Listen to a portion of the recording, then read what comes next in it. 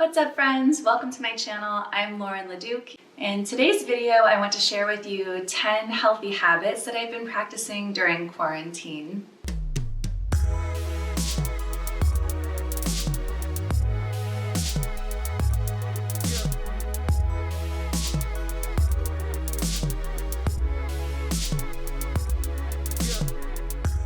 It's not my expectation or goal for you to follow these exact habits, but I'm hoping to inspire you to thrive a bit more and to perhaps increase your mental, emotional, and spiritual fortitude so that you can make the most and maybe even thrive in this time. My first healthy habit is sticking to a healthy morning routine, and really this is a whole lot of habits that I've stacked up over time. In general, I follow an Ayurvedic self-care morning routine.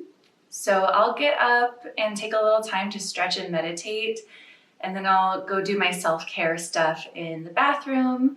That's elimination, tongue scraping, using a neti pot, splashing cold water, or using rose hydrosol on my face. Hey, Lulu. And then I usually drink at least 2 tall glasses of room temperature lemon water before making bullet coffee for myself and my husband. We really, really love bullet coffee, and that's coffee with butter, MCT oil, and we put salt and cinnamon in ours too. And we're not on a keto diet or intermittent fasting. We just really, really love it. And for me, it releases the caffeine a little bit more slowly, so I don't get a huge spike in energy. And also, it's a really good way to get some healthy fats in, and a really tasty way to get some healthy fats in. I go on to do my exercise and stuff in the mornings, but I'll cut it off at coffee because that's really like my early morning time, is getting up, stretching, doing my bathroom self-care stuff, and then getting hydrated and having coffee with my husband. Really, we do that every morning together right now, which is really nice because our schedules align a little bit better during this quarantine. So we spend that time together in the morning, and then we go our separate ways and kind of get into our days. So next, and this is also part of my morning, is eating a healthy breakfast. And I haven't really been a breakfast person, but this is something I started to incorporate during quarantine because it's what my body's been needing. So a healthy breakfast can mean a lot of things, but mostly I just want to make sure that I'm incorporating healthy fats, healthy carbohydrates, and healthy proteins in breakfast, and really in every other meal of the day, so that I feel satisfied and energized. And my breakfasts really comprise of whole foods, and they're generally really satisfying and fairly high calorically as well, so that I have energy for my exercise and other things that I like to do throughout the day. I also find if I skip breakfast, my mood is not as good during the day, so I really want to make sure that I get that breakfast in. And for me, it's not usually until like 10:30 because I still don't really like to eat very early in the morning. But for me, that works really well with my schedule and routine. Number 3 is I like to incorporate breath work, maybe in a concentrated time through the day, but also sporadically throughout the day, really whenever I need it. And this is something that I've learned over time. I can feel when my body's undergoing a stress response, and I can choose to respond by taking some conscious time to breathe. And right now it's especially important to train our lungs and the muscles around them to breathe properly in order to improve our respiratory health. And I have a couple of videos on that on my channel, so you're welcome to check those out. And I really encourage breath work through this time, really all the time. It's one of those things that is free. It's quite easy, at least the basic breath work techniques that are out there, and extremely, extremely effective. And underrated, I think, too. Number 4, I've been really making sure to stay hydrated at this time. So I always have my container of water that's full around the house. I do drink 2 big waters in the morning, like I said earlier, and then I'll sip on water for the rest of the day. Staying hydrated is so important for your immune system. It helps the natural detoxification process of the body. It helps your sleep quality. And it also has been shown to improve your cognition and mood. So all things that we need right now. I've been really conscious of staying mindful about media consumption. We all know the phrase, you are what you eat, but I like to think of it as you are what you consume. So we consume media quite a bit. It's part of most of our lifestyles, and it really can form and influence our mental state, our mental and emotional state.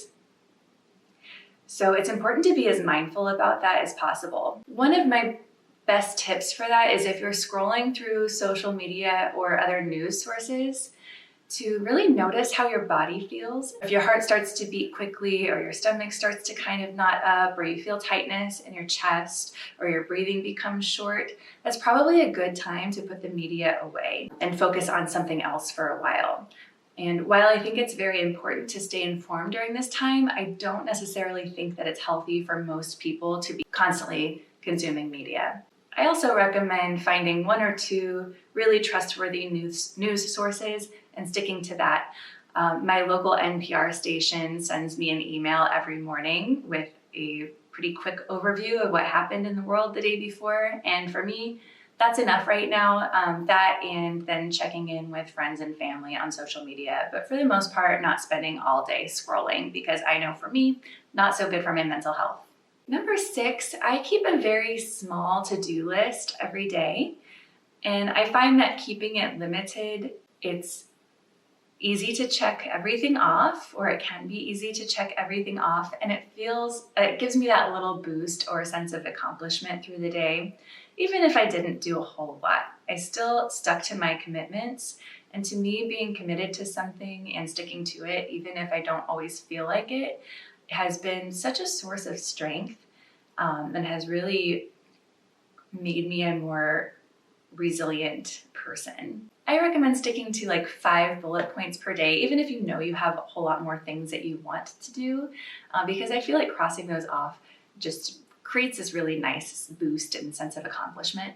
And setting attainable goals is something that I find really important. So it's great to have these big, lofty goals, and yes, we can work to those gradually over time, but those daily attainable goals and habits that you form are what create the foundation and the path to achieving larger goals. Also, for a lot of us at this time, it can be a lot just to get out of bed every morning. Maybe it's a lot to brush your teeth.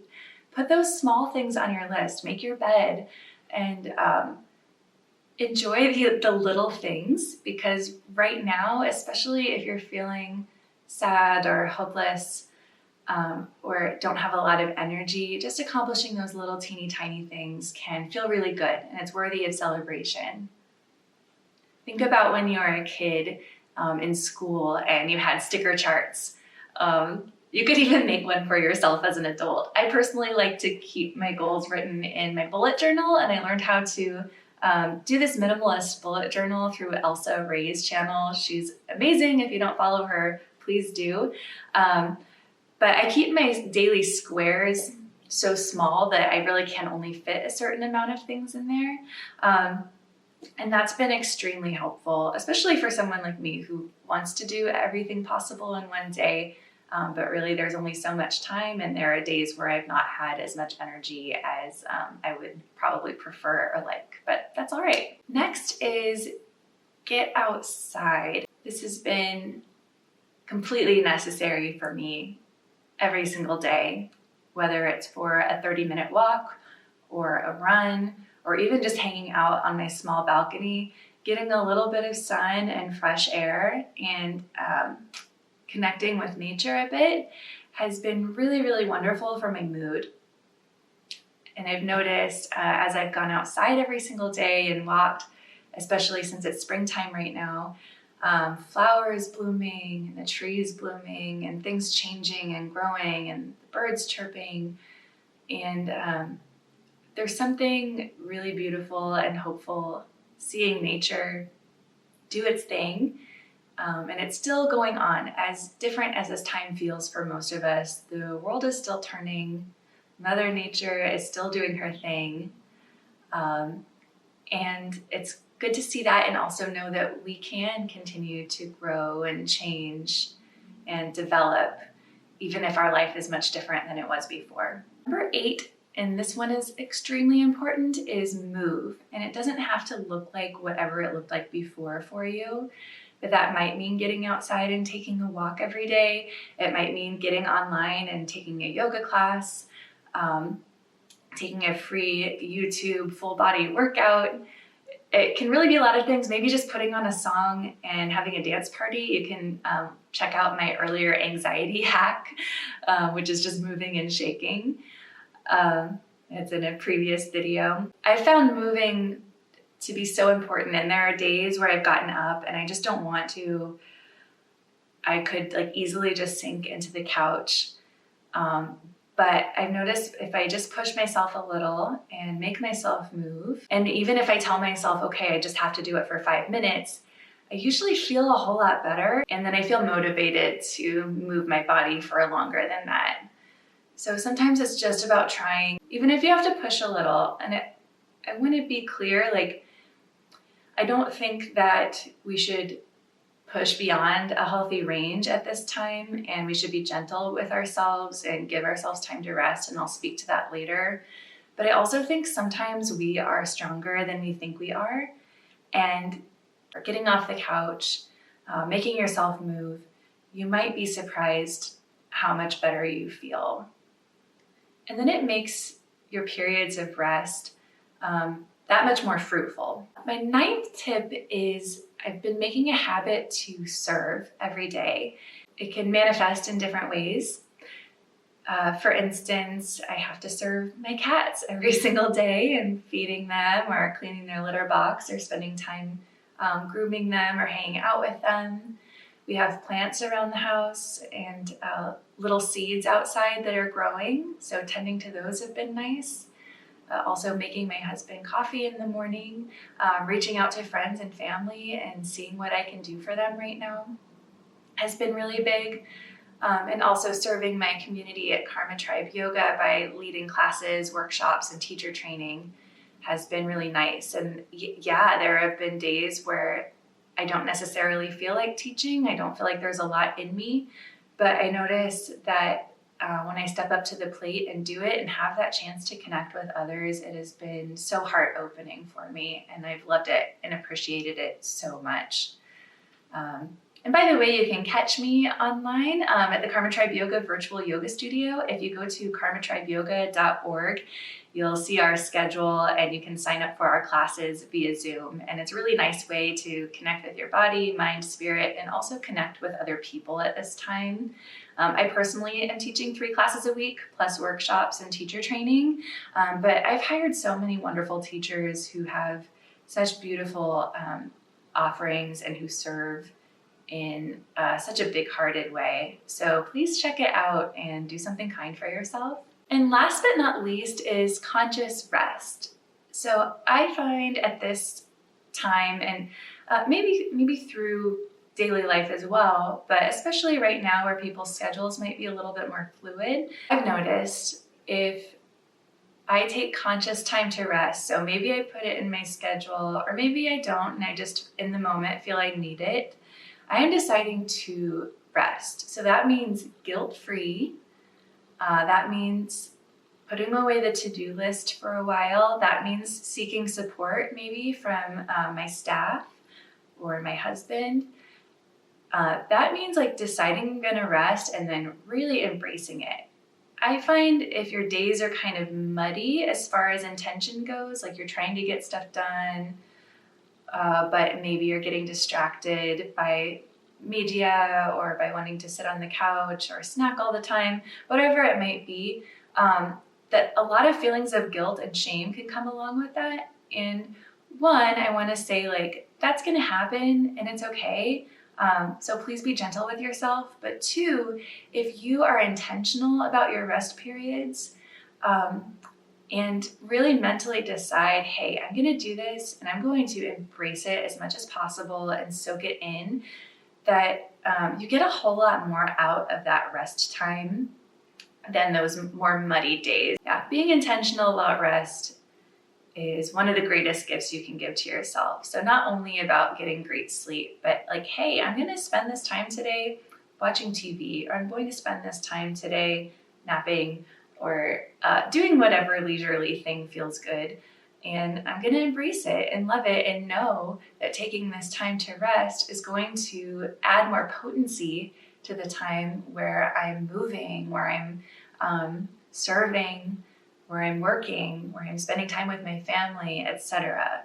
So treat your rest as sacred, really as a sacred duty to yourself and to others. Those are my 10 tips for today. If you have healthy habits that you're incorporating during quarantine, please drop them below in the comments. If you like this video, please give it the thumbs up. If you want to be notified whenever I post new videos each week, please subscribe to my channel and hit the notification bell. Thank you so much for watching. Please be kind to yourself and remember that now, yes, now, is the perfect time to thrive. Mwah.